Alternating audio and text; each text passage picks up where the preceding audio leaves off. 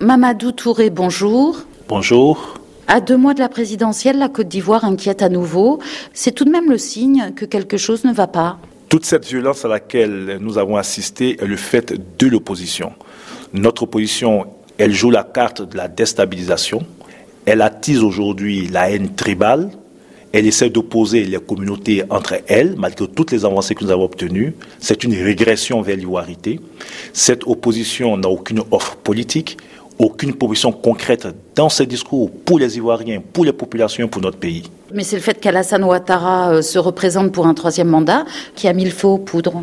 Non, la candidature d'Alassane Ouattara n'est qu'un prétexte. Cette opposition était dans cette logique avant la candidature du président Ouattara. Nous ne sommes pas inquiets parce qu'après la grave crise post-électorale de 2010, aujourd'hui nous avons un pays qui a retrouvé ses fondamentaux, avec des populations surtout qui, elles, veulent la paix et ne sont pas prêtes donc à suivre n'importe quel homme politique dans des aventures qui pourraient plonger ce pays. L'archevêque d'Abidjan, le cardinal Jean-Pierre Coutois, vient de prendre position dans le débat.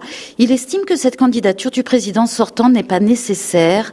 Quelle est votre réaction ? Mais beaucoup de nos concitoyens estiment que cette candidature d'Alassane Ouattara est nécessaire. Beaucoup de nos concitoyens s'interrogent sur l'opportunité de l'immixtion des religieux dans le débat politique national. Le cardinal Coutois appelle au dialogue. Il n'est pas le seul. Que répond le RHDP ? Personne n'est opposé au dialogue, tant que cela est respectueux de l'état de droit et de nos institutions.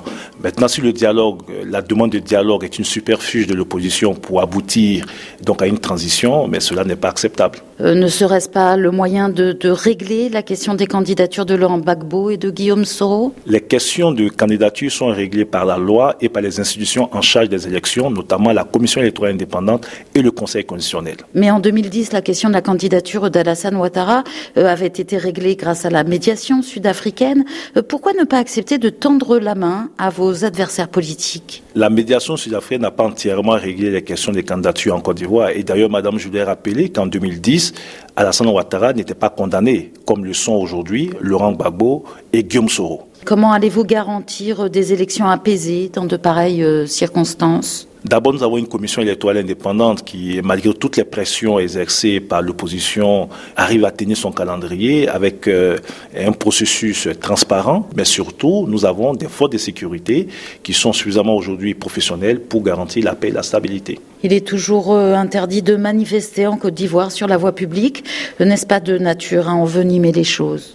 Mais des manifestations sur voie publique qui aboutissent donc à des pillages ou à des tueries ne sont pas acceptables dans aucun pays dans le monde. L'opposition peut continuer à manifester dans les endroits clos, c'est ce qui a été dit, et en fonction de l'évolution donc de la situation sécuritaire en interne, cette mesure pourrait donc évoluer. Amnesty International affirme que la police permet à des hommes armés de machettes d'attaquer les protestataires. Le dernier rapport d'Amnesty International est sujet à caution. Ceci étant, toutes les personnes qui ont été mêlées à ces actes de violence et à ces tueries, quel que soit leur bord politique, ces personnes répondront devant la loi.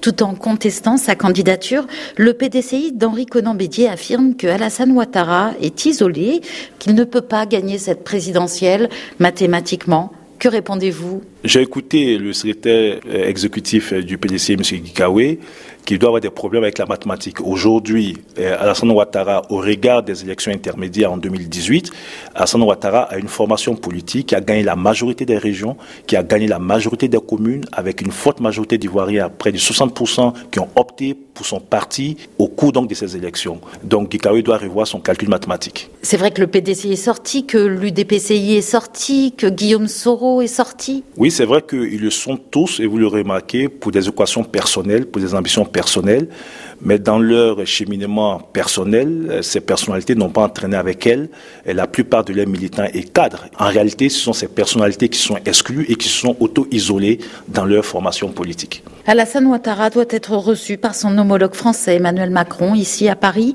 Guillaume Soro demande à la France de se prononcer officiellement sur cette nouvelle candidature d'Alassane Ouattara, que lui répondez-vous? Mais Guillaume Soro n'est pas une contradiction près. À l'occasion de la visite d'État d'Emmanuel Macron en Côte d'Ivoire, Guillaume Soro avait dénoncé à l'époque l'immixtion d'Emmanuel Macron dans le débat politique national. Nous sommes surpris que Guillaume Soro demande une immixtion du président Macron dans les questions donc d'élection en Côte d'Ivoire.